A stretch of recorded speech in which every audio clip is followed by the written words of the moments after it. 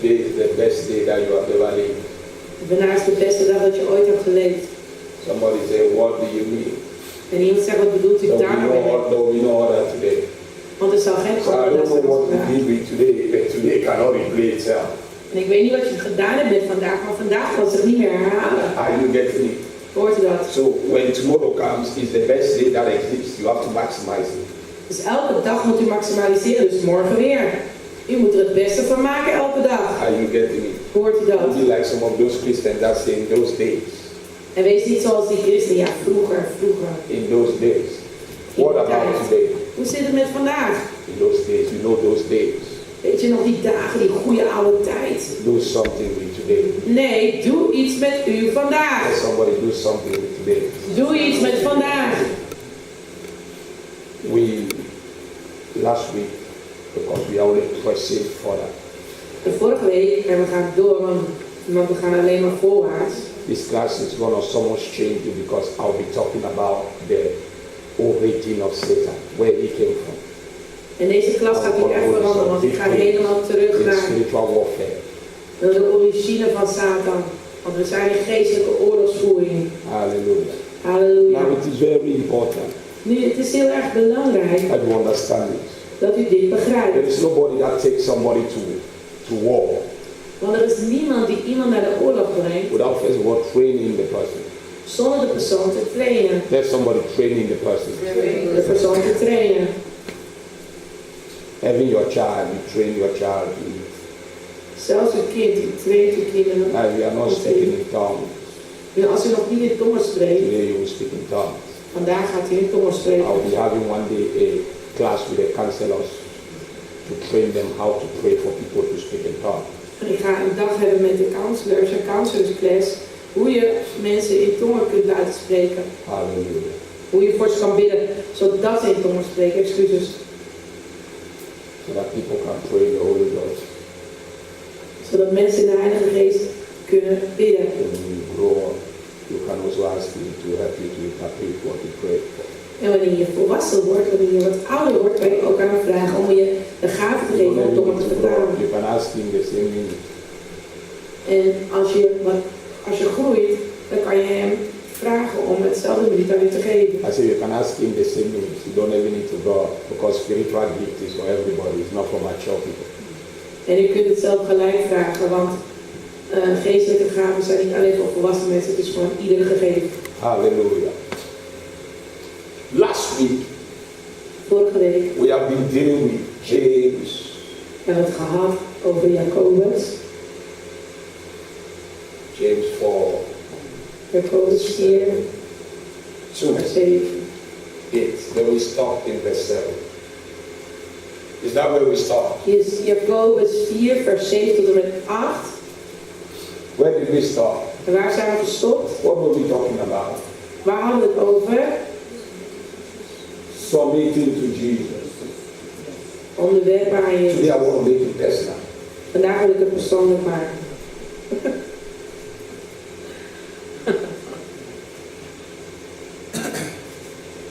I want to make it personal. Ik wil het vandaag persoonlijk maken. This is upward. This is God. En voor de mensen die de audio luisteren, referent tekent de grafiek. De verticale streep staat voor opwaarts, onderwerp aan God. En de horizontale streep staat voor weerstand bieden. En dat is iets wat uiterlijk gebeurt. Hallelujah. That's powerful translation. The translator. God bless you. So you see, most people that don't know how to submit to God. En de meeste mensen die niet weten hoe ze moeten onderwerpen aan God, They don't know how to resist the devil. kunnen dus ook niet de duivel weerstaan. The word of God Het woord van God is the grace of God. is de genade van God. I will repeat it again. The word of God Ik zal het herhalen. Het woord van God is the grace of God. is de genade van God. Grace Genade is not just favor. is niet alleen gunst. It's an ability. Het is een vermogen, een kunnen. It is the power Het is de kracht that causes you to act. dat ervoor zorgt dat u handelt. So, when God says submit Dus als God zegt onderwerp to His word, aan zijn woord, the word of God het woord van God carries the power, draagt de kracht carries the ability en het vermogen to cause you to act. om ervoor te zorgen dat u handelt. Are you getting it? Hoort u dat? God's work in you En Gods werk in u is silent, is stil, but your work maar uw werk is loud. is luid. Why? Because God hides in you. Want God schuilt in u. He gives you the push for you to act. Hij geeft u namelijk de duw zodat u handelt. Are you getting it? Hoort u dat? So, the only way that He helps you to resist the devil Dus de enige manier hoe hij u helpt om de duivel te weerstaan, is by first of all submitting. is door eerst dat u zich onderwerpt aan God. I know En ik weet that people have misused authority. dat mensen autoriteit hebben misbruikt. They have even used it to abuse people. Ze hebben zelfs dat gebruikt om mensen te But misbruiken. you see, you cannot walk in power Maar u kunt niet in kracht wandelen when you don't follow the instruction. als u niet de instructies volgt. I don't care who you are. Kan me niet schelen wie u bent. I don't care your title. Kan me ook niet schelen uw titel. Whether they call you Archbishop Amuka or they call you Bishop Ekete or they call you Apostle Osima, the solution for you to operate in power, you must first of all submit. En of u nou een aartsbisschop bent, een bisschop of een apostel, het eerste waar u altijd moet komen, is dat u zich moet onderwerpen. Most people want to resist Satan, En heel veel mensen willen Satan weerstaan, but they don't know how to submit. maar ze weten niet hoe ze zich moeten They onderwerpen. don't submit to God. Ze onderwerpen zich niet aan God. And we studied something last time, En we hebben vorige keer iets bestudeerd. that before we deal with principalities, powers, Dat voordat we met machten en krachten afhandelen,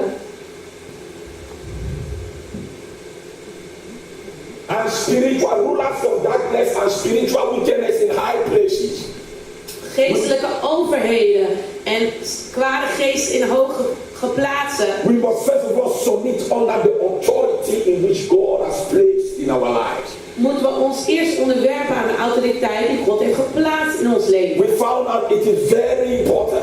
We zijn erachter gekomen dat dat heel belangrijk is. The reason why most Christians are weak, De reden waarom de meeste christenen zwak zijn, they don't submit. ze onderwerpen zich niet. Tell somebody they don't submit. Ze onderwerpen zich niet. And as long as you don't submit, En zolang u zich niet onderwerpt, you are a prey to Satan. dan bent u een prooi voor Satan. Hallelujah. See how James put it. Zie hoe Jacobus het zegt. James 1. Ja. James. Yes. You see James. First Peter.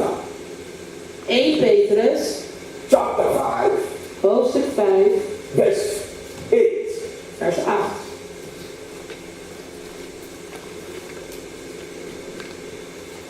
Be well balanced, temperate, sober of mind. Be vigilant and cautious at all times. For the enemy, the devil, roams around like a roaring lion in fierce anger, seeking someone to seize upon and devour. Verse 9.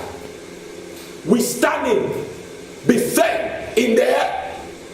In what? Tell somebody the word. Underline Vast it. in het Put the geloof. word. Dus onderstreep geloof en schrijf erbij het woord. Put King James Bible there. En alsjeblieft mag ik de King James vertaling hebben.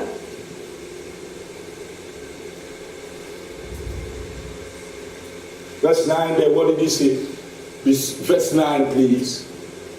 Whom resist, steadfast in the faith. Whom resist. Now the Bible says, submit to God and resist the devil. Submit to God Onderwerp u aan God. and resist the devil. Now, Je biedt weerstand aan de duivel. now they are teaching us how to resist him.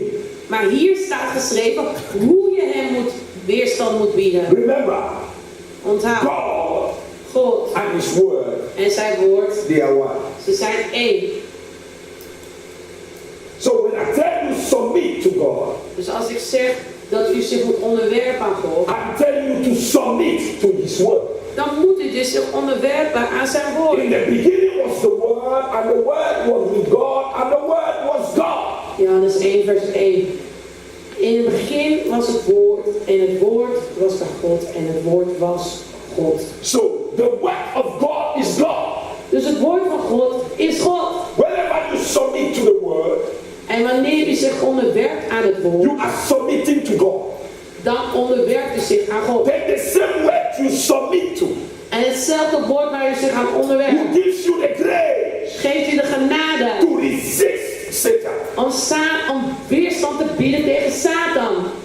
But you cannot resist without first of all submitting. Maar je kan geen weerstand bieden als je je eerst niet onderwerpt. You cannot go about binding demons Je kan geen demonen binden when you don't know how to submit to God. als je niet weet hoe je moet onderwerpen aan God. Now this is how the centurion puts it. En dit is hoe de centurion het zei. In the book of Matthew, In het boek van Matthäus. the Bible spoke about a certain centurion. And the Bible said he was a man under authority. Hij was een man onder autoriteit. He said, when I said to the military officers, go, they go. En wanneer ik zeg aan de militairen om te gaan, dan gaan ze ook. Is that what he said? Is dat wat hij zei? Why are you looking at me like that? Matthew 8. We zijn in Matthäus hoofdstuk 8. Thank you, Holy Spirit. Look at it. Kijk ernaar. Verse 5. And when Jesus entered into Capernaum, they came unto the centurion, beseeching him, and said, Lord, what did he do? What was the first thing he did? What? He submitted. Now Weet je listen. wat de centurion deed? Hij onderwierp zich. He was a man under authority. Hij was een man onder autoriteit. But his authority was a natural authority. Maar zijn autoriteit was natuurlijk. When he met Jesus, Toen hij Jezus zag, he catch a revelation kreeg hij opeens een openbaring. that it is the spiritual Dat het de geestelijke that controls the natural. is wat het natuurlijke beheerst. So he submitted to Jesus, Dus hij onderwierp zich aan Jezus. which was strange. Wat heel erg vreemd was. Because this man in the physical Want deze man in het fysieke have 100 men heeft 100 man that were under him. die onder hem waren. Jesus had just 12. Jezus had er maar 12. I pray that the church was like that. Ik bid dat de kerk zo was. That we don't think someone is more anointed because we are a big church. Dat we niet denken van ja, die persoon is gezalfd, want hij heeft meer kerkleden. I was talking to my wife yesterday. Ik sprak met mijn vrouw gisteren. I said sometimes we miss it. Ik zeg soms missen we het. When you go to a conference Ga naar een and conferentie. this person is jumping with all his miracles, shake it, shake it, shake it, and things are happening. You can see people follow the person. En je ziet allemaal wonderen en tekenen en hij staat te springen daar op het podium en iedereen volgt hem. Because they see miracles. Want ze zien wonderen. Then there is this quiet person Dan is dit een rustig persoon that sits down. die rustig zit. And then they say, choose who has to lay hands on you. En dan zeggen ze kiezen. Everybody can follow the one that saw miracle. En dan vragen ze aan die persoon, oké, welke wil je dat de handen op je leggen? En dan zegt ze, ja natuurlijk, die ene die allemaal wonderen en tekenen doet. Because that is what you see. Want dat is wat je ziet met je natuurlijke oog. But there is a hand that when it comes upon you, Maar er is een hand en als die op je komt, it produces miracles. het produceert wonderen. Are you getting it? Hoort je dat? Now look at it. He said, Lord, Zeg, Heer, my servant lieth at home sick of palsy, grievously tormented. So he called Jesus my owner. dus hij zei tegen God, u bent mijn meester. Verse 7. And Jesus said unto him, I will come and heal him. Verse 8. Then the centurion answered and said, Lord, he Hij bleef maar zeggen, Heere. In other words, God. Met andere woorden, God. You are God. U bent God.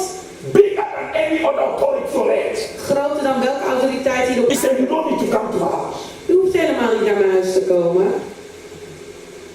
Because you control the universe. Want u heeft het universum in uw controle. Just one word.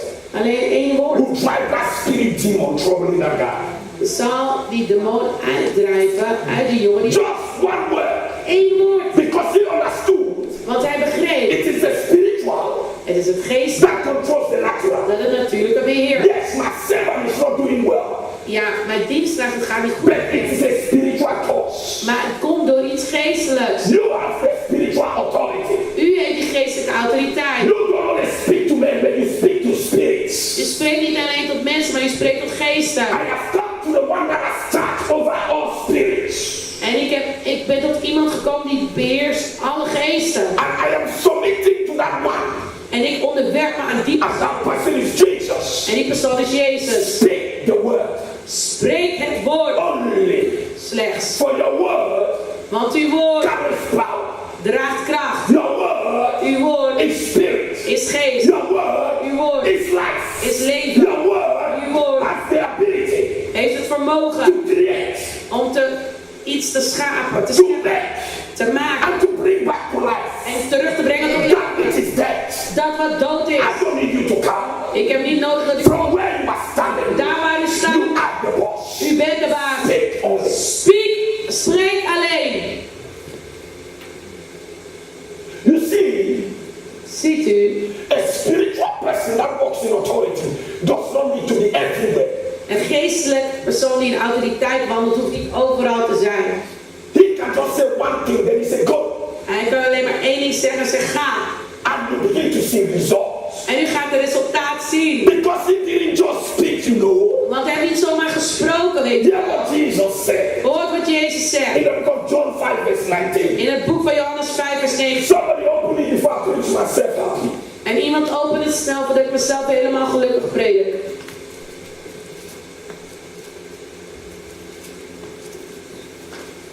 Then answered Jesus and said unto them, verily, verily, I say unto you, the Son can do nothing of himself, but what he seeth the Father do. For what things soever he doeth, this also doeth. Doeth what? The Son. In other words, met andere woorden, Jesus himself Jezus zelf was a man under authority. Was een man onder autoriteit. He submits. Hij onderwierp zich. How do you know your words carry weight? Hoe weet je of je woorden kracht dragen? It's based on who you submit to. Het is gebaseerd op wie je onderwerpt. Imagine the king. Kun je je voorstellen, de koning. Send somebody. Hij stuurt iemand. And the person, they send somebody to say, you know what? This building, I want you people to surrender it to me. That's what he said. En hij zegt, dit gebouw, ik draag het op dat het overgedragen wordt aan Winners Worship Center. Then you hear the mayor of Amsterdam. En dan hoort u de burgemeester van Amsterdam. Come with his own voice. En die komt met zijn eigen kracht. So you know, weet u, we have to think about it. We moeten erover nadenken. Who do you think they will listen to? Naar wie gaan ze luisteren? Talk to me. Praat met mij. Who has a voice that is stronger than the other? Wie heeft een stem dat hoger is en krachtiger is dan de ander? Talk to me. De king. Who? The king. Because the king rules over the mayor. Want de koning heerst over de burgemeester. His voice is more stronger. Zijn stem is krachtiger. His voice carries authority. Zijn stem draagt autoriteit. The centurion. De centurion understood this. Begreep dit. And this is what he said. En dit is wat hij zei. The Son can do nothing of himself, but what he seeth the Father do. Now get back to our text, Matthew 8. We gaan terug naar Matthäus hoofdstuk 8. Kobo sibakato siakata. Lash kadabunde sigado sikata. Aria sotakaba. Thank you, Holy Spirit. Don't mind me, I'm talking to God. Hallelujah. Ik ben met God aan het praten. And say, Lord, my servant boy is lying at the house paralyzed and distressed with intense pain. And verse 7. And Jesus said to him, now you should understand, for this coming to Jesus, he has tried some other means and it did not work. En voor die centurion om naar Jezus te komen, betekent dat hij wel ook andere dingen natuurlijk heeft geprobeerd. And it didn't work. En het werkte niet. And he has also heard of Jesus. En hij heeft ook gehoord over Jezus. So what manner of man is this? En wat voor soort man is dit The dan? man has such an authority. Hij heeft zo'n autoriteit. That spirits they obey. Dat geesten naar hem I luisteren. better get to this one. Nee, dat kan ik beter It's aan. higher than what I know. Het is hoger dan wat ik ken. Now verse 8. Vers 8. But the centurion replied to him, Lord, I am not worthy or fit to have you come under my roof. But only speak the word, and my servant boy will be killed. He did not doubt, neither did he think. Hij twijfelde niet, hij dacht He niet over didn't na. calculate. Hij ging niet He berekenen. knew that the word of the master would produce results. Hij wist dat het woord van de meester een resultaat zou brengen. Why? Waarom? Verse 9. Vers 9. He tells you why. For I am a man subject to what? Authority. Subject to what? Authority. Subject to what? Authority. He said, I also. So there is a link. Dus er is een link. I also. I am a man subject to authority. He's talking to Jesus. He said, I also. In other words, he wanted to communicate something to Jesus. With soldiers subject to me. So he understood. Dus hij begreep What submitting does. wat onderwerpen doet. Then he said, and I said to one, go. He did not say, I go with him. What happened? They do what? Tell me. En er staat ga. En ze gingen. En er staat niet ga. En ze gingen eerst in discussie of ze wel wilden gaan. When he said go, what happened? Ze gingen. They go. And another come. What happened? They come. So he said, you, Jesus. En hij zegt, u Jezus. Prove that you are God. Laat zien dat u God bent. Because I don't need to meet my armies to tell them to come and go. I need to just communicate and obey. Ik hoef niet tegen mijn leger te zeggen van, dat ze moeten gaan en komen. Want als ik iets zeg, dan doen ze dat gewoon. Where did he get his power from? Waar kreeg hij zijn kracht van? The government. De regering. The Roman government.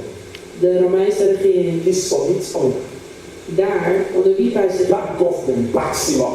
En die regering, die stond achter hem. Because what he says Want wat hij zei, is what the government is saying through him. is wat de regering door hem heen So zegt. he submits to the government. Dus hij onderwierp zich aan de regering. Then when he speaks, En wanneer hij spreekt, it's not just mere words. zijn er niet zomaar woorden. It comes out with more power. Het komt eruit met wat? Kracht. So we can see Dus we kunnen zien the results het resultaat that somebody that submits produces. van iemand die zich onderwerpt, produceert. When you submit to God Wanneer je zich onderwerpt aan by God, submitting to His word, door te onderwerpen aan zijn woord, you will always see you acting in the direction of God. dan gaat u altijd handelen in de richting van God.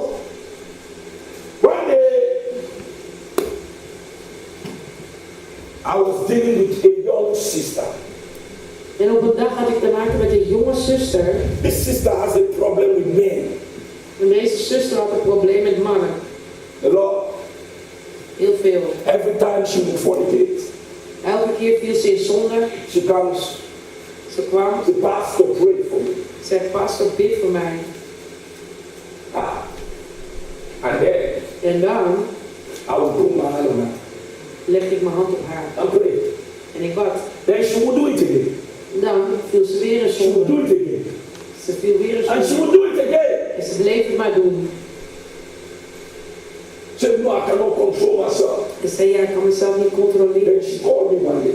Toen belde ze me op een dag. I said, you know there is a scripture that says, En er is een Bijbeltekst die zegt, flee fornication. vlucht van hoererij. Oh, you didn't read that scripture before.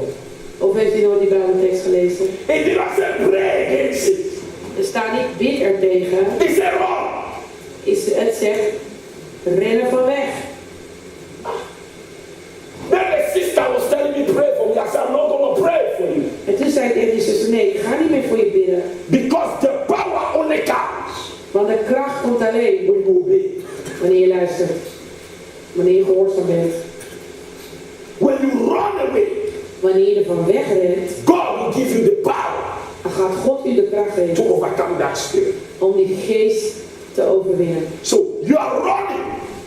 Dus terwijl u wegrent, It's the result of your obedience. is het resultaat van uw gehoorzaamheid. When you obey, Wanneer u gehoorzaam bent, nobody sees it. dan ziet niemand het. That is the inward work of God. Dat is de innerlijke werking van God. You have obeyed.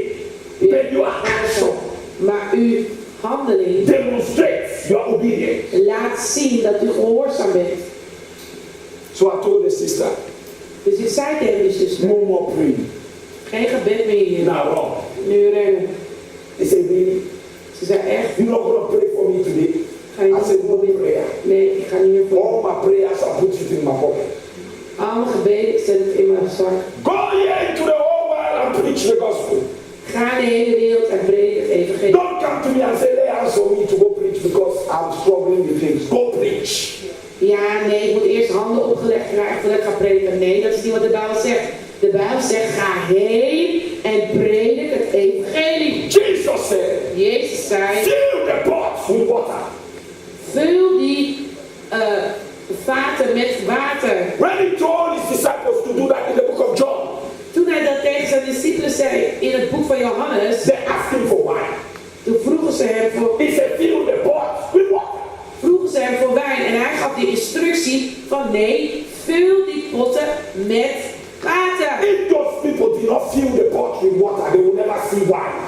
En als die instructie niet opvolgde door het water te vullen, dan hadden ze nooit die wijn gezien. You see, Ziet u, the instructions of God can be stupid de instructies van God kunnen stom in lijken your head, met je verstand. but the power is in it. Maar de kracht zit daar wel in. I will get to this. Amen. So, when we look at this text, Dus als we naar deze tekst kijken, you can see clearly dan kunt u duidelijk zien what submitting is all about. wat onderwerpen echt is. It causes you to walk in authority. Het zorgt ervoor dat u in autoriteit wandelt. Jesus said, Jezus zei, see, I have given you power zie, ik heb u autoriteit over all the power over alle machten of the enemy. van de And vijand. nothing shall by enemies hurt you. En niets zal u enig kwaad doen. It doesn't work automatic when you're in disobedience. En dit werkt niet automatisch wanneer je ongehoorzaam bent. Amplified puts it this way. Lucas 10 vers 19. Kobo. Yes, put amplified. Behold, I've given you authority. Pick your Bible. Neem uw Bijbel. Say the word of God. The word of God Is my authority. Is my authority. Say the word of God. The word of God Is my authority. is my authority. That word authority means the right to exercise power. En autoriteit betekent het recht om kracht uit te oefenen. The only right that you have to exercise power over the devil is what God says. En de enige recht dat u heeft om kracht uit te oefenen over de vijand is wat God zegt. For example, Bijvoorbeeld, you are sick u bent ziek in your body. in uw lichaam. What gives you the right to tell the devil to stop? Talk to me. Wat geeft u het recht om de duivel te laten stoppen? What? What? The word of God. Het woord van God. So the word of God is your authority. Dus het woord van God is uw autoriteit. But power Maar kracht is something else. is iets anders. It's an ice on top of the authority. They call it exudes dunamis. En dat is een kers op het toetje. En ze noemen dat dynamis. It's the miracle working ability of God. Het is de wonderwerkende kracht van God. It is not your ability. Het is niet uw vermogen of kunnen. But it's the miracle working ability of God. Maar het is wonderwerkend vermogen van God. Authority Autoriteit is the right to use power. is het recht om kracht uit te oefenen. Power Maar kracht is the miracle working ability is het wonderwerkende vermogen van God. And power En kracht only comes to those komt alleen aan diegenen that knows die weten how to really submit. hoe echt te onderwerpen. What gives the centurion the authority? What's the government? En wat de centurion autoriteit gaf, was de regering. The government gave him the authority. De regering gaf hem de autoriteit Exercise power. om zijn kracht uit te oefenen. Is somebody getting this? Hoort iemand dat? So it is very important Dus het is heel erg belangrijk that we submit dat we onderwerpen to God. aan God. Submit to your pastors. Onderwerp aan je voorgangers. Submit to the things that they tell you to do. Onderwerp aan de dingen die je zegt dat je moet doen. Submit to the word of God. Onderwerpen aan het woord van God. Let somebody submit. Onderwerpen. So the result of resistance is that with submission. Let somebody submission. Dus zeg maar, het resultaat van onderwerpen heeft te maken met hoe u zich... het resultaat van weerstaan heeft te maken met hoe u zich onderwerpt. That is the first law. Dat is de eerste wet. To be qualified to be an army of the Lord. Dat is de eerste wet, regel, om een soldaat te zijn in het leger van God. Om echt een militante soldaat te zijn. If somebody is not quoting scriptures, Het heeft niks te maken met hoeveel bijbelteksten je kan citeren. it is not about that. Want daar gaat het niet om. Jesus did not come with a multitude of scriptures. Jezus kwam hier niet om heel veel bijbelteksten te citeren. He was the word. Hij was het woord. So this is how he announced himself. Dus zo heeft hij zichzelf The aangekondigd. spirit of the Lord is upon me. De geest des Heren is op mij. He has anointed me. Hij heeft mij gezalfd. How can God anoint somebody without the person submitting? Hoe kan God naar iemand zalven als hij zich niet onderwerpt? Do you get what I am saying? Hoort u dat? Jesus did not come telling you, you know, in Matthew 4 verse 4, man shall not live by bread alone, but by every word that comes out of the mouth of God. Yes, then Jesus shifts to tell you in Philippians 1 verse 6, and you know, in Philippians 1 verse 3, I am blessed with all blessings and spiritual blessings in every place. He did not come with swelling words. He came to demonstrate what he submits under. En Jezus kwam niet in met heel veel bijbelteksten. Ja, want in Matthäus 4 vers 4 en Filippenzen 1 vers 6 en Filippenzen 1 vers 3. Nee, hij liet het woord van God zien in demonstratie van kracht. It's very important. Het is heel erg belangrijk. As a warrior, Als een krijgsheld. that is the first thing Dat is het eerste that you must understand. wat u moet begrijpen. Stop making your point. Hou ermee op om je punt te maken. When God is rebuking you, you don't even need to say anything. Yes, sir. Wanneer God je bestraft, je moet ophouden om je punt te maken. Because you can never learn by doing with it. Want je kan nooit leren als je steeds maar And he can use anybody to in rebuke you. argumentatie gaat. En hij kan iedereen gebruiken om je te Don't bestraffen. make your point. Je moet niet je punt blijven It's maken. not important. Is niet belangrijk. Amen. Are you getting it? Hoort u dat? So rule number 1. Dus regel nummer 1. Submit. Onderwerp. Don't want to make it personal En ik wil het persoonlijk maken. today. Vandaag. There is a text in the Bible that says, Er is een tekst in de Bijbel die zegt. submit to one another. Onderwerp aan elkaar. That's what I want to talk about today. Daar wil ik het over hebben vandaag. Because when I talk about submitting will give you authority and submitting will cause you to walk in power, everybody can say, hey, Koto, powerful, I will do that. Want als we horen moeten onderwerpen, zullen we... But one of the most difficult things Maar een van de meest moeilijke that dingen I found out in church waar ik achter ben is gekomen the ability for believers to submit to one another besides their pastor. is het vermogen om aan elkaar te onderwerpen, behalve hun voorgangers. And that is where the highest power is. Maar daar zit wel de grootste kracht. Go to the book of Ephesians. Laat het boek van Efesiërs gaan. There are some people, oh, thank you. You see, these people are anointed. God bless you. Is that it? Efesiërs. Ephesians. Now, is that in James? Amplified. Amplified. Just only in James. So that Amplified is too born again. put in games for me.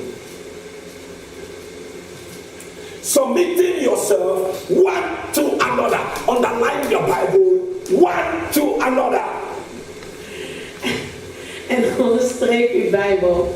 But in Dutch is not like that. What did they say in Dutch? Then I will start praying for the Dutch Bible. What did they say? It says to each other, unbelievable. Is that what we Elke onderdanig in the phrase? Submissive. God. The fear of God. Mm-hmm. I love that Dutch Bible. But let me go into what the English Bible means. That word one to another means, in Greek, they call it analois. Tell somebody analois. Analois. It means in yourself. In yourself. Now sometimes En dat betekent, we hear people say, love your neighbor as you love yourself. How many of you have heard that before? wie van u heeft gehoord dat je elkaar uitmuntend moet achter dan jezelf? Imagine if you have heard that text before. It's very powerful. Een mooie tekst bij een mooie Bijbeltekst. As you've gone out there, you hear many people quote it. And they call it powerful text. Hou van elkaar is ook veel, je houdt van jezelf. Some text when you read in the Bible, you can jump. Love your neighbor as you love yourself. Hou van elkaar zoals je van jezelf houdt. So now if I want to kill myself, that's the same way I will love my neighbor. I will kill him too. Dus als ik zelf word gedacht, zal ik understand what I mean? Zal ik die ander ook vermoorden, want ja. Zoveel liefde heb ik voor mezelf. I just want to pump alcohol in my system all day and get crazy. That is how I'll treat my neighbor. Come and let's drink together. That is my love for you. Because that is how you love yourself. Or not? Are we talking some things here? Praten we hier iets, want als je zo van jezelf houdt, je wilt gewoon helemaal dronken worden en oppompen, dan denk je dat iemand anders, dat is ook goed voor iemand. When Jesus came, maar toen Jezus kwam, heeft hij die wet aangepast. He said, love one another as I have loved you.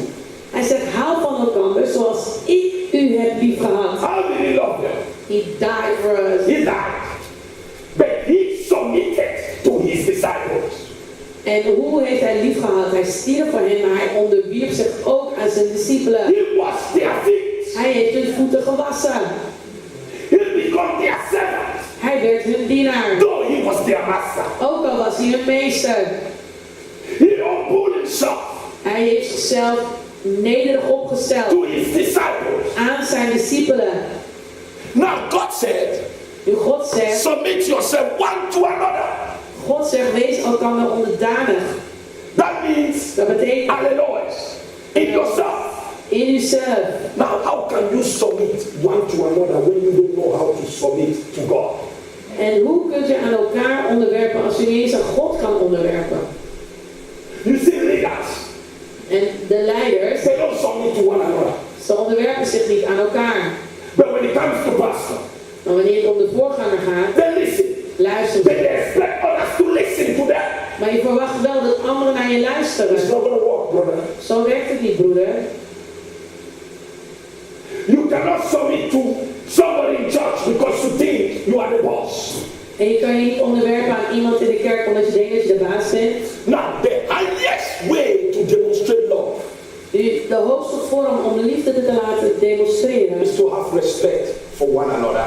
Is door respect te hebben voor elkaar. And learn to submit to one another. En ook om aan elkaar te onderwerpen. You don't need to wait for your pastor to be there.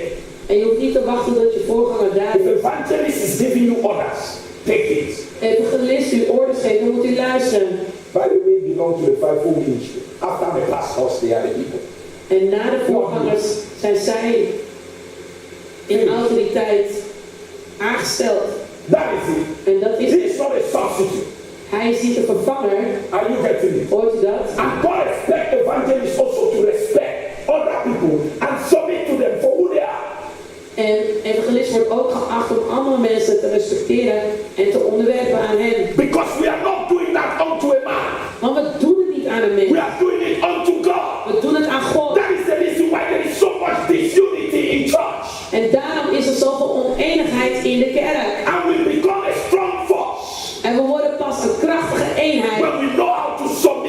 one another. Als we weten hoe we aan elkaar moeten onderwerpen.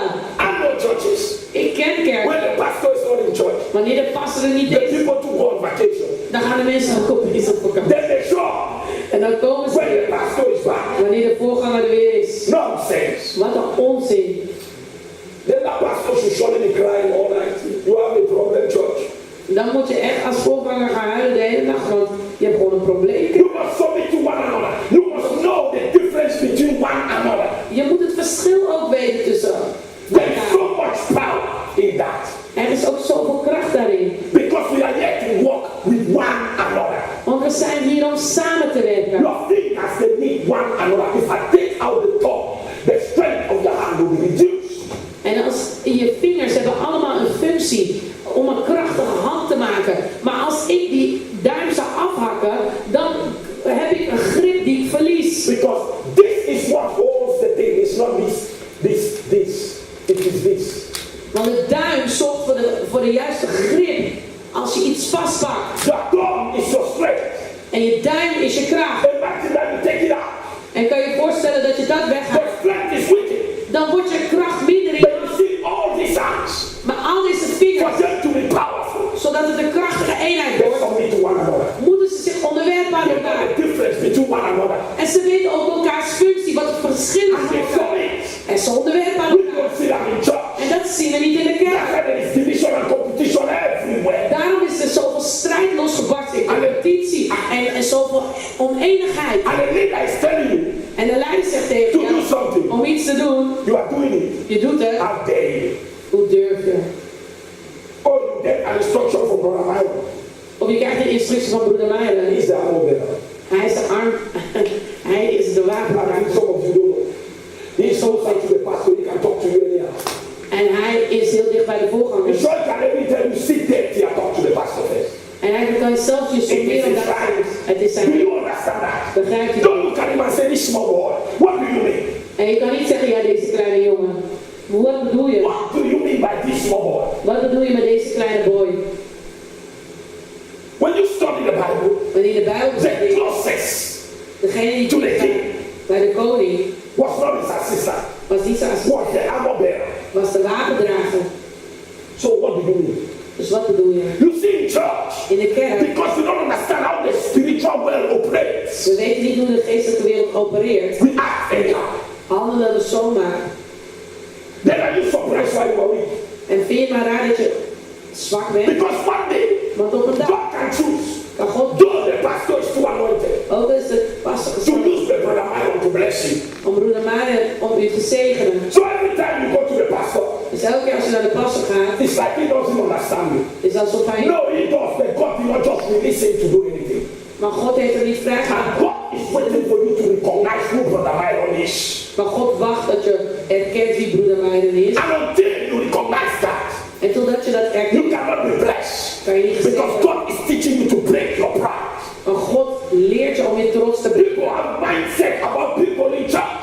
En mensen hebben een mindset over andere mensen in de kerk. And that's why they are not blessed. En daarom zijn ze niet gezegend. Never you take any child of God for granted. En je moet nooit een kind van God voor lief nemen. Because that person Want die persoon can be your tool for tomorrow. kan juist van pas komen morgen. Are you getting what I am saying? Hoort je dat? Philippians 2 verse 3 says, Filippenzen 2 vers 3 zegt, is somebody learning something? leert iemand The iets. Bible says submit yourself one to another.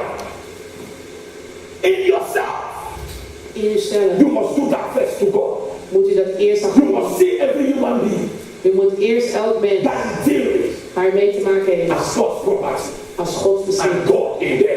en God in hem. So when you submit to them, En dus wanneer je in andere any mensen, sense, in welke dienst dan ook, submitting to Elijah, submitting to jail, onderwerp submitting to Sarai, you are doing it unto who? doe je het aan God. So God sees our heart. Dus God kijkt naar ons hart. Sometimes you say, no, I don't want to deal with this person. You are always avoiding somebody. Or when the person comes to talk and your face change. God sees your heart because that person can be a bridge for your next level. En soms kan je iemand ondermijnen of onderschatten. Of je denkt bij jezelf, nou sorry, daar wil ik echt niet mee praten. Maar dat kan juist de schat zijn die God verborgen heeft voor je toekomst. I was never loved by anyone. En ik was nooit verliefd door iemand. In short, I was even in a church where everybody hates me. En ik was in een kerk waar iedereen me haatte. Jesus. But there was one day, Maar er was één dag. and there was this particular lady. En er was deze. She was very sick. Ze was heel erg ziek. I will never forget that day. Ik zal het nooit vergeten.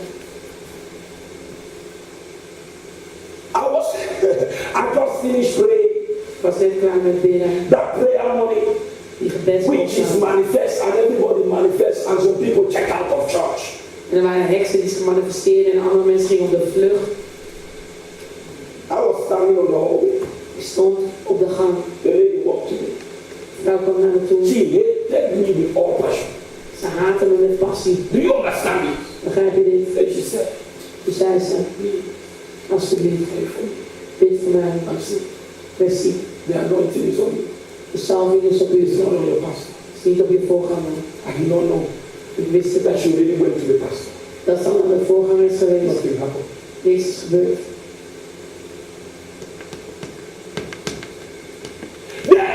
En toen I look at the lady. keek ik die vrouw. I said, really? Ik zeg, echt?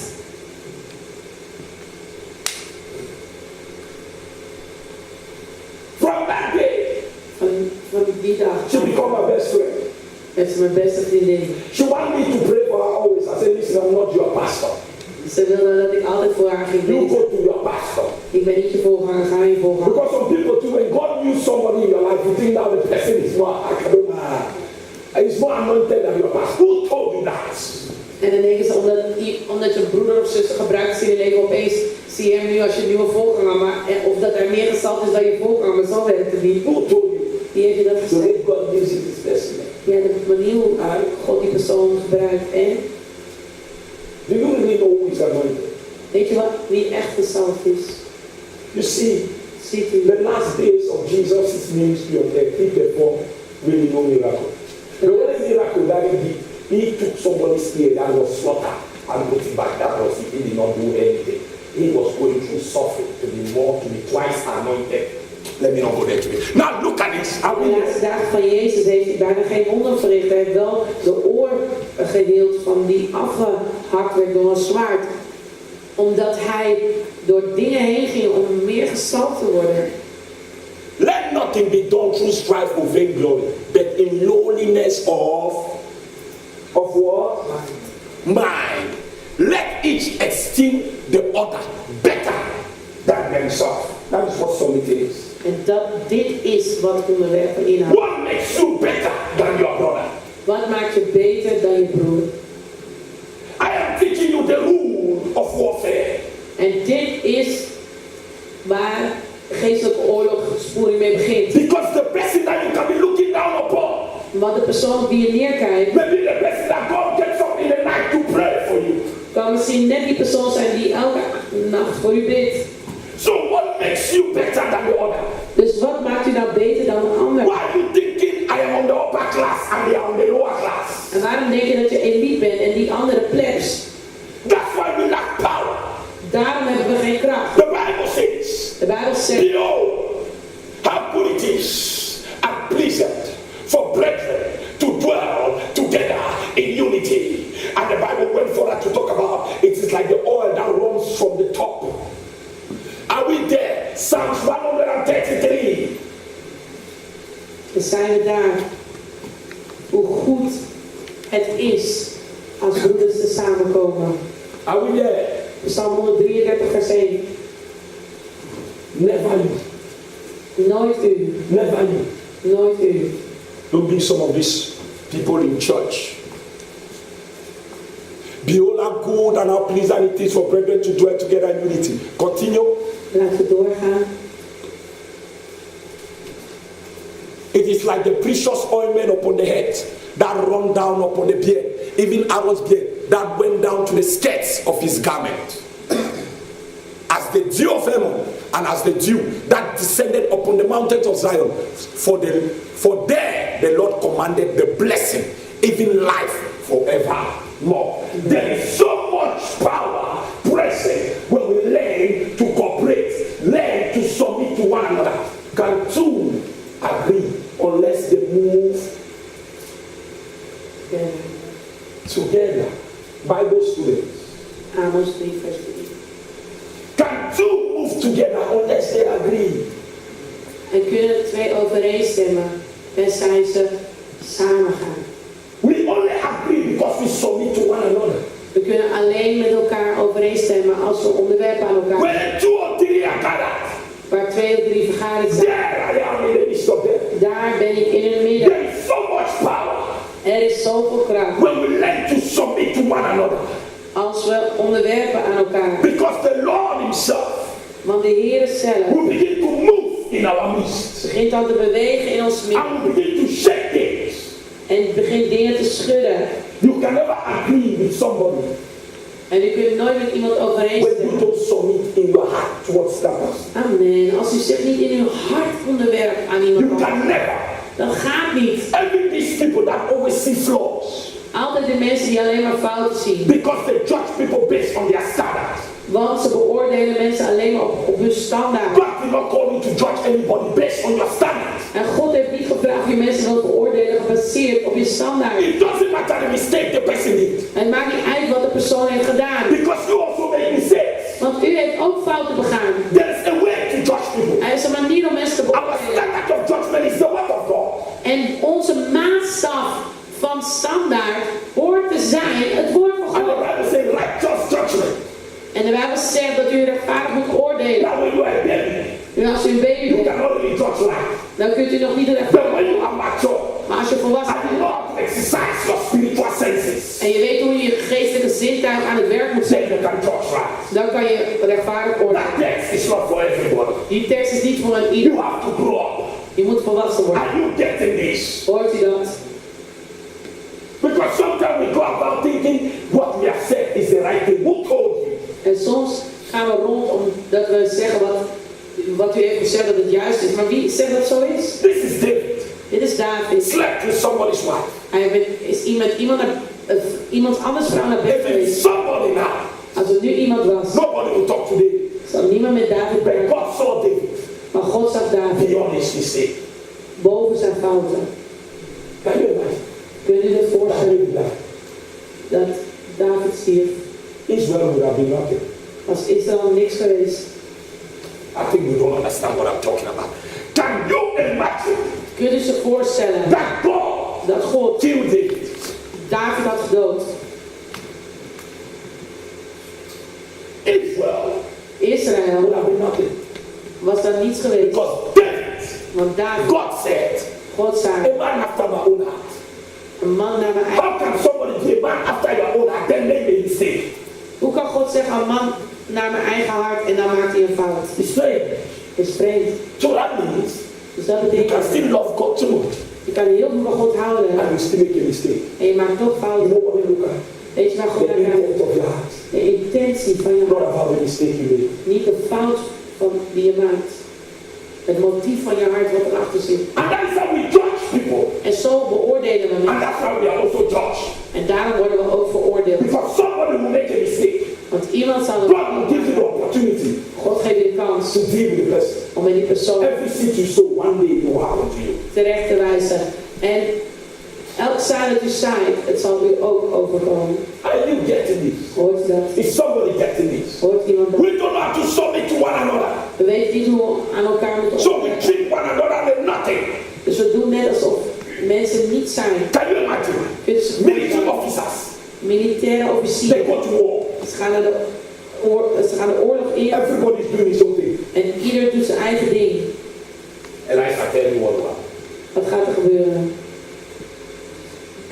What will happen if military officers go to war? Everybody's doing his own thing. En wat gaat er gebeuren als de militaire eenheid... They will collapse. Exactly. Het valt in het niet. There is no submission. Er is geen onderwerping. Your friend is telling you, hey, let's go this way. En je I see something. You say, I'll tell you. Ja, hoe bedoel je? We should not be like Cain and Abel. We hoeven niet te zijn als Kain en Abel. Cain that opened his mouth and said, am I my brother's keeper? Ben ik wel mijn broeders moeder? And that's the problem. En dat is het probleem In the church, in de kerk. we don't submit. Onderwerpen niet. It's easy to do it to your pastor. Het is makkelijk om het te doen I aan call that eye service. maar dat is ogendienst. Jezus.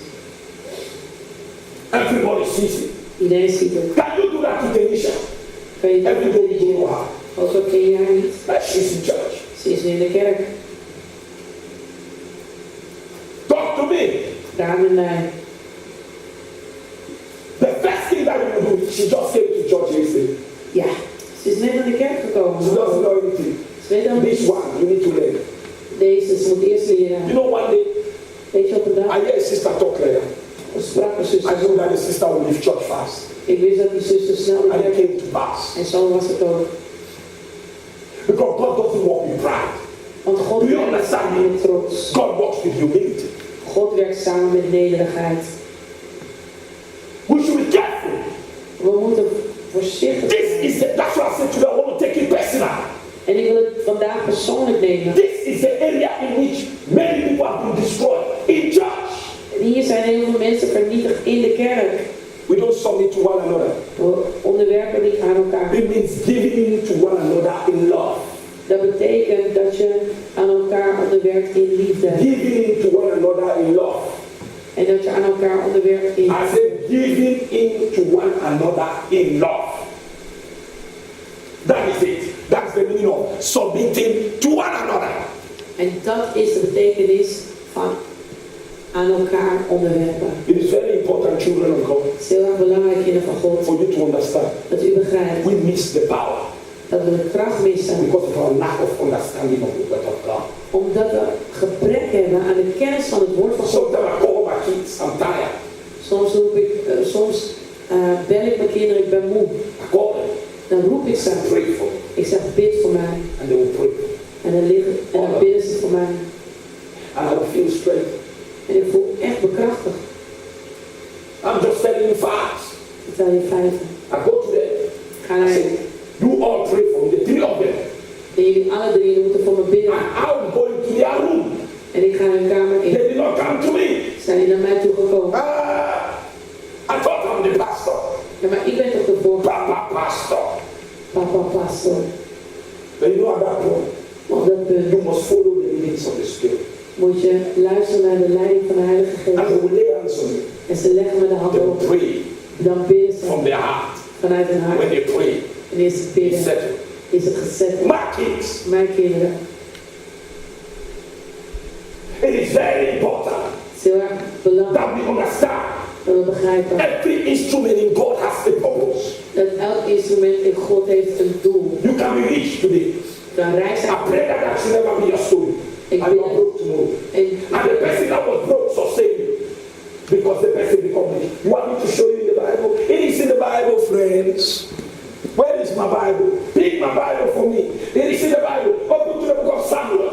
en we gaan naar het boek van Samuel. Want je kan misschien rijk zijn, maar ik bid het. Don't underestimate things. En dat je arm bent morgen. En die arme die jij dacht te zijn, die gaat jou onthouden omdat die nu rijk is geworden. You can have many kids today. Je kan vele kinderen hebben You vandaag. end up with nothing. Je kan eindigen met niemand. The way you treat people. De manier hoe je mensen You behandelt. are sowing seeds Je zaait zaden. that will speak for you tomorrow. Die morgen voor je zullen spreken. Now, where is Samuel? We gaan naar Samuel. Elijah, where is Samuel? After what, Elijah? After Ruth. After Ruth. Yes, I love her so much. I always love to pull her leg. Now, after Ruth is Samuel. En na Rut is Samuel. Now, chapter 2 says, and Hannah prayed and said, my heart rejoices in the Lord. My horn is 1 exalted Samuel in 2. the Lord. My mouth is enlarged over my enemies because I rejoice in thy salvation. There is none holy as our Lord. Then he says, talk, verse 3, talk no more exceedingly proudly. Let not arrogancy come out of your mouth. For the Lord is God of knowledge, and by him actions are weighed. Hey! It continues, he says, the bows of the mighty men are Broken. I thought they are standing. They are broken. Now, Hannah was praying prophetically. En Hannah bad profetisch. She was rejected. Zij was afgewezen. They treated her like nothing. Ze behandelden haar als niks. And he is the husband's wife. Zelf de tweede vrouw van haar man. Because she did not have kids. Want ze had geen kinderen. They laughed at her. Ze pestte haar. Then there was a one day. Maar er was één dag They lose everything. dat ze alles verloren. And she was the one standing. En zij was degene die stond. And through her, En door haar the prophet of prophets was born. werd de profeet der profeten geboren. Samuel Samuel was the only one of the prophets in the Bible that his word never fell on the ground. was de enige profeet wiens woorden niet op de grond vielen. One of the prophets. Een van de profeten. Everything he spoke Alles wat hij sprak came to pass. kwam ook uit. It came out of the womb of Hannah. Het kwam uit de baarmoeder van Hannah. Jesus. We should not play with these things. Moeten hier niet mee spelen. Spiritual things are not natural things. Geestelijke dingen zijn geen natuurlijke When dingen. God says submit to one another, Als God zegt onderwerp aan elkaar, He's not stupid. dan is hij niet stom. Somebody can reject you today Iemand kan u verwerpen vandaag, because you were down. omdat je beneden was. Be careful. Wees voorzichtig. I learned from my parents. Ik heb van mijn ouders geleerd. So when you are going up, Wanneer je omhoog gaat, remember all the people that you passed them while you were down. herinner u dan alle mensen die u voorbij ging Because there will be one day you are coming down. terwijl u naar boven ging. You can meet these same people ascending. En, want er kan ook een dag zijn dat u naar beneden gaat en u ziet die mensen omhoog gaan. Are you getting it? Hoort u dat? It is very important. Het is heel erg belangrijk. Tell somebody submit to one another. Onderwerp aan elkaar. Tell somebody submit to one another. Onderwerp aan If elkaar. I see a powerful church, Als ik een krachtige kerk I see people dan zie ik mensen that submit to one another, die onderwerpen aan elkaar. that have respect. Die respect. Elijah said, I want to tell you something. Elijah zegt, ik wil je wat zeggen. Yes, Elijah is not the pastor. Elijah is not the pastor. Elijah is niet de voorganger. Elijah, tell me, do you have something? Zeg maar. And you are humble in your heart. En je bent nederig in je hart. Zeg maar. Maybe Elijah is rebuking you. Misschien stelt wijst Elijah je wel terecht. It's true. Het is waar. If she's rebuking you, you know it's the truth. En als hij je terecht wijst, dan is het waar. Waarom moet je dan je punt maken? Why do you want to frown your face? Waarom moet je je gezicht dan Why do you want to say, how dare you? verdraaien? Hoe kan je dan denken, ja, hoe bedoel je, hoe durf je? God is using Elijah God gebruikt Elijah op dat moment to help you stand. om jou te helpen staan. But if you cannot see it, Maar als je niet kan zien, the Bible says two is better than one. de Bijbel zegt 2 is beter dan 1. The two of you are a mighty force. Samen zijn jullie een If you can machtige. humble yourself Als je kan and vernederen take the word, en het woord kan the aannemen, Lord will empower you zal de Heer je and bekrachtigen. prevent you from falling. En dus van zorg dragen dat je niet valt. Are you getting this? Hoort u dat? It is very important. Het is heel erg belangrijk Now we understand as a church. dat we begrijpen als de kerk God needs this in our midst. dat God dit nodig heeft in ons midden. Submitting to one another. Dat we onderwerpen aan elkaar, Respecting one another. elkaar respecteren. Especially prayer warriors. Speciale prayer I'm sure everybody in church must practice this. Iedereen, I am on a hot iron when it comes to prayer warriors. maar de prayer I will warriors, need somewhere. I ik will zweef always ze. move the week. Then me and the week will talk. En Hallelujah. de Heilige Geest en ik hebben de zweep samen. Listen, because they are prayer warriors. Want het zijn prayer warriors. They are the power chain of the church.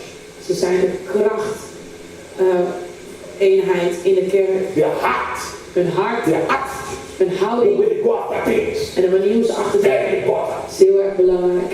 They don't act like ordinary people En ze handelen niet als normale mensen, because they are not ordinary. want ze zijn niet normale mensen. God expects God verwacht us dat wij, to submit to one another. dat we aan elkaar onderwerpen. Yes, I'm the reverend. Ja, ik ben reverend. But before I was a reverend, Voordat ik reverend I was was, a dishwasher. was ik een vaatwasser. Are you getting it? Hoort u dat? I should not say now I'm the reverend. Ik hoef niet te zeggen, ja, ik ben de reverend. How dare you? Hoe durf Where ik? did you pass? Waar ben je gekomen? God still wants me to submit and respect you. God wil nog steeds dat ik me onderwerp, ook aan anderen. En One thing that I hate in my life is disrespect. dat ik mensen respect geef. En een van de dingen die ik haat in mijn leven als mensen respectloos zijn. And you know, Weet u, this text, deze tekst. get there. I want to drop something again. wil nog iets benadrukken. Ephesians Efeziërs 5, 5, verse 21. vers 21.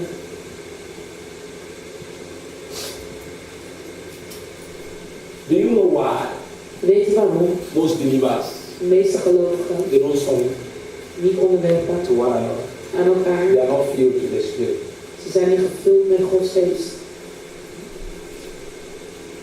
One of the evidence Een van de bewijzen that you are filled dat je gevuld with bent the Holy Ghost, met de Heilige Geest you will submit is dat je onderwerpt without it. zonder dat je nadenkt. Because you are under the control of the Spirit of God. Want u bent onder de controle van de Geest van God. He leads you.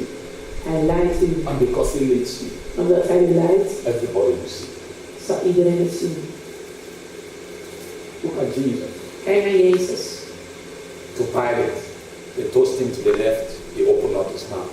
Ze slingeren hem naar links, hij heeft niks gezegd. Tossed him to the right, he opened up Ze his mouth. slingeren hem naar rechts, hij heeft niet zijn mond They geopend. tossed him backward, he opened up his mouth. Naar achteren gegooid, niks gezegd. Who do you think he was submitting to?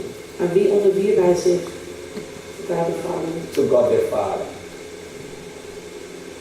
Paul, the apostle, Paulus, de apostel, spoke against the high priest. sprak tegen de hoge priester. Then when he realized he was the high priest, En toen hij realiseerde dat hij de hoge priester was, though Paul was right, dat ook al had Paulus gelijk. he was right, Hij had gelijk, he repented. heeft hij zich bekeerd. He said, I'm sorry. En hij zei het spijt me. David David had all the right to kill Saul. had altijd het recht om Saul te doden. He said, touch not God's anointed. Maar hij zei, raak de gezalfde niet aan. And do his prophet no harm. En doet zijn profeten geen kwaad. He even killed the person that came to report to him. Hij heeft zelf de persoon gedood die bij hem kwam klikken. That Saul is dead. Dat Saul dood was. He submitted. Hij onderwierp Who zich. was he submitting to? Aan wie onderwierp hij zich? God. Aan God. Saul was God's anointed. Want Saul was Gods gezalfde. It was the word of God Het was het woord van God that put him there. die hem daar had geplaatst. It is very important, children of God, Het is heel erg belangrijk, kinderen van God, for you to begin to understand dat u begint te begrijpen there is a power dat er een kracht is. when we submit. Maar wanneer we Don't let your onderwerpen, position deceive you. laat je positie niet misleiden. Respect. The reason why you see teams in church, they don't cooperate with one another. They don't submit. De reden waarom er groepjes ontstaan, is omdat ze zich niet onderwerpen in de kerk. You have somebody that you listen to. Je hebt iemand waar je naar When luistert, this other person talk to frown your face. wanneer iemand anders praat, dan vertrek je. Sometimes you don't show it. Soms laat je niet zien. Nobody sees it. Niemand ziet It het, is in your heart. maar het is in je hart. God sees it. God ziet het wel. Are you surprised? Bent u dan God verbaasd comes in a group dat God in een groep and choose a strange person to be your leader. en een vreemde persoon kiest om je leider And te you zijn? have been in church Monday to Sunday, you did not choose it. En u bent zo lang in de kerk en God kiest u niet. Your heart. Je hart. It is your heart. Het is je hart. Because God sees how you respond to His word. Want God kijkt hoe je naar zijn woord handelt. Can I talk to you? Respons geeft. Kan ik met u praten? David Was a bush boy. was een jongen van de bush. No ethics. Geen ethiek. The way he speak was too rough. En de manier hoe hij sprak was te grof. There was nothing about Mr. David En er was niks aan meneer David that human being would look alike. dat de mens zou zeggen, nou, dat kan wat erin zitten hoor. But God chose him. Maar God had hem He gekozen. said, that's great. Is dat niet raar? Now I was thinking God was going to say, David, En ik dacht dat God zou zeggen, David, your language je taal is powerful. is krachtig. God did not say that. I was thinking he's going to say, David, Hij zal zeggen, David, you need to have training in the king's palace first. je moet eerst training krijgen in het koningspaleis. No. Nee, I was thinking the Lord would say, oh David, ik zal zeggen, David, you need a lot of Bible training. je moet heel veel bijbeltraining krijgen. No. And I was thinking the Lord would say, let's go to a Bible school, PhD, Bakatos certificate. Then David you can walk. No. Omdat David eerst zijn professorgraad moest halen in theologie van de Bijbelschool. Nee, God said, God zei, I found David, ik heb David gevonden. a man Een man. After Na my own heart. mijn eigen hart. Period. Klaar. So where David was, Dus waar David was, David could submit to God. kon David zich onderwerpen aan God. You know why they made him a shepherd boy? Weet je waarom ze hem een herdersjongen hadden gemaakt? He was disqualified by his own people. Hij werd dus zijn eigen His own house. huis So afgewezen. they sent him to take care of sheep. Dus ze dachten, nou ja, je bent toch goed verdiend, ga maar op de schapen letten. Human identity. Dat is een menselijke identificatie. Not knowing Niet wetende he's going to be the most powerful king that history ever wrote. dat hij de meest krachtige koning ooit zal You zijn don't know who he gezien. is. He's a man of war. Hij was een man van de When you strijd. get into war, Wanneer hij de strijd he's not ging, coming back till his enemies are put down. kwam hij niet de strijd uit dat zijn vijanden. Even at his old age, they have to beg him to sit down. Zelfs toen hij op een bejaarde leeftijd was, moesten ze hem smeken, alsjeblieft blijf People say, zitten. please, please, David, please, just sit. Alsjeblieft blijf zitten. You want to build God the house. God say you have so much blood in your hands. You cannot do this. En hij wil een huis bouwen voor God. En God zegt, sorry, maar je hebt te veel bloed vergoten aan je handen. He was a warrior. Hij was een krijgsheld. He said, I hate what he hates. That is anything that grieves God, David takes the battle for himself. En alles wat God haatte, haatte hij ook. En hij nam die strijd gewoon op zichzelf. Do you get this? Begrijp je dat? Now in church, Nu in de kerk. let me not go there today. Get somebody submit to one another. En laten we onderwerpen aan elkaar. They submit to one another. Laten we onderwerpen aan elkaar. Say submit to one another. Onderwerpen aan elkaar. And that is what the church needs. En dat is wat de kerk nodig heeft. We need that a lot. We hebben dat nodig. Can you imagine you have a church Kan je je voorstellen dat je where kerk, the leaders respect one another so much? waar de leiders elkaar What zo do you think will respecteren? happen to the people that are coming to church? Wat denk je dat er gebeurt met de mensen die Talk to komen? me, look outside, tell me what will happen to them. Wat gebeurt er met de mensen die komen? When they see leaders are submitting to one another, Als ze zien dat leiders aan elkaar they will submit zullen ze ook onder, without struggling. zonder strijd, zonder worsteling. Oh, Daniela is calling me. En Danielle belt me. The evangelist said, no, Daniela said she want to talk to you. Can you just wait for me? I have to talk to Daniela. Then there's a new person in church that just came to church yesterday. So maybe God I want to talk to that sister. What is with that sister? Then the next day they saw how evangelist is saying to Deaconess, we need some conversation. Deaconess, he said, oh, something is in this house that I need to learn. What is with these people? Why are they so with one another? Waarom zijn ze op die manier met elkaar? The change. Ze gaan veranderen. That is where the power is. Maar dat is waar de kracht is. In unity In eenheid and in solid. en onderwerpen. When Jesus left the earth, Toen Jezus de aarde verliet, he looked at the disciples. keek hij naar de discipelen. Do you know that while he was with them, none of them had respect for one another? Peter was questioning Jesus while he was lying on the bosom, and they were checking who is the greatest.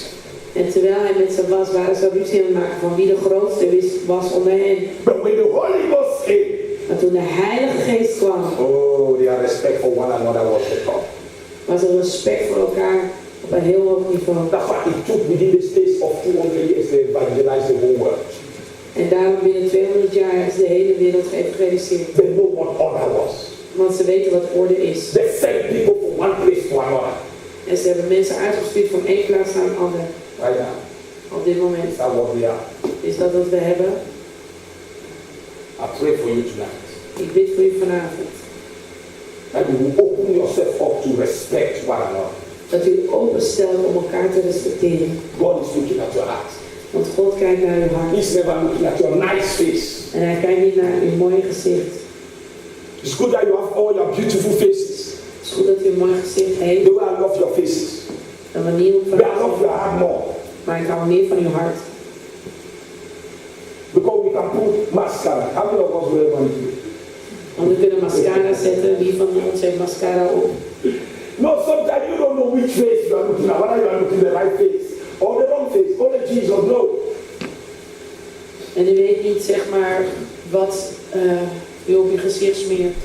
Alleen Jezus weet het. That's why today Daarom vandaag you're going to tell God, gaat u tegen God zeggen. help me to submit to my brother for who he is. Help me om te onderwerpen aan mijn broeder voor wie hij is. Talk to him. Praat met hem.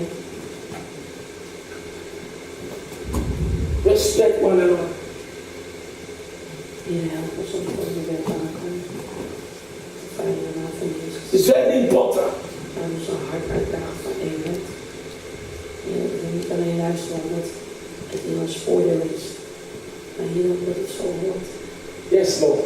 Dat we nederig mogen zijn. I pray for you people and I pray for your church. Starting from me. That we will submit to one another and we will respect one another for who we are. En ik bid voor uw mensen. That will open our heart towards one another. Dat we ons hart mogen openen aan elkaar. We will humble ourselves towards one another. En dat we nederig mogen zijn. And the spirit of unity will take over us. En dat de geest van eenheid over ons zal komen. Where there is unity, Dat er eenheid is. there is power. Dat er kracht is. And Lord, I thank you, Lord, that you said 2 is better than 1. En Heer, ik dank u wel dat u zegt 2 is beter dan 1. And Lord, we give you praise. Heer, we geven u prijs. Father, we give you all the glory We geven u alle glorie. and all the honor. Alle eer. Thank you, Lord, for victory. Dank u wel, Heer, voor overwinning. In Jesus' name. In Jezus' naam. Amen. Amen. Next week, Volgende I week. wanted to continue this. I failed to stop now. God, I can be just adding things. Today, take this one and go home with it. Neem dit en ga ermee naar huis. Next week, Volgende week I will teach you how to draw near to God. ga ik u leren hoe je dichter bij God kan komen. The second rule of engagement De tweede regel van de kampregels. Van is de to kamp. draw near to God. Next week. Om dichter bij tot God te komen. Volgende week. Tell somebody next week. Volgende week. Tell somebody next week. Volgende week. So as a warrior, what is rule number 1? Dat is regel nummer 1. What is rule number 1? Onderwerp. What is rule number 1? Onderwerp. What is rule number 1? Onderwerp. Submit. Onderwerp. How many of you love to walk in authority and power? Wie van u wilt in autoriteit en kracht wandelen? Submit. Onderwerp u dan. Daniela can be standing at the back. I said, Daniela, go and lay hands on Sophie. That is transference of anointing. It's upon her. When she puts her hand on that person, there will be results. You know what? The power has been delegated. Tell somebody delegated power. En dat is gedelegeerde kracht. Als ik tegen zus Danielle zou zeggen, leg je hand op Sophie en dan werkt het ook. What if Daniela said, Pastor, are you sure? Wat als zus Danielle zegt, nou ja, pastor weet u het wel zeker. Oh, no, Pastor, you do it yourself. Nee, pastor, doe het maar lekker zelf. Oh, Daniela, rumble in the heart. Of Danielle moppert in haar Oh, hart. Daniela, come and clean the floor. Of kom Danielle, maak de vloer netjes I don't schoon. want to clean. Ik wil niet schoonmaken. How many of you really love power? Wie van u houdt echt van kracht? The highest people that ever operate in power are servants. En degene die echt in kracht hebben, zijn mensen die dienen. They are servants. Zijn Don't underestimate the cleaner. dienaren. Je moet iemand die schoonmaakt niet onderschatten. Especially a cleaner that prays. Vooral iemand Hey! schoonmaken die bidt. You have to be careful with that cleaner. Je moet heel voorzichtig zijn met die schoonmaken. A cleaner that prays De schoonmaker die bidt, can be carrying the church. kan een kerk dragen. Not these cleaners that are clean. I'm talking cleaners that intercede. Ik heb het over voorbidders. They have another hand. Ze hebben een heel andere hand. Is somebody getting it? Hoort iemand dat? Somebody that submits is a servant. There's somebody a servant. Iemand die zich onderwerpt is een dienaar. Stand on your feet Laten we gaan staan. and let this mind be in you, En laat deze gedachtegang in u zijn. which was in Christ Jesus, Die in Christus Jezus was. who being in the form of God, In de vorm van God. thought him not robbery to be equal with God, but made himself of no reputation, and took upon himself the form of a king. Is that what the Bible says? The form of a servant, not a king. Jesus did not come as a king. He came as a. That's why he's still the most powerful person that ever walked the earth. Hallelujah. Hallelujah. Hallelujah. Hallelujah. Hallelujah.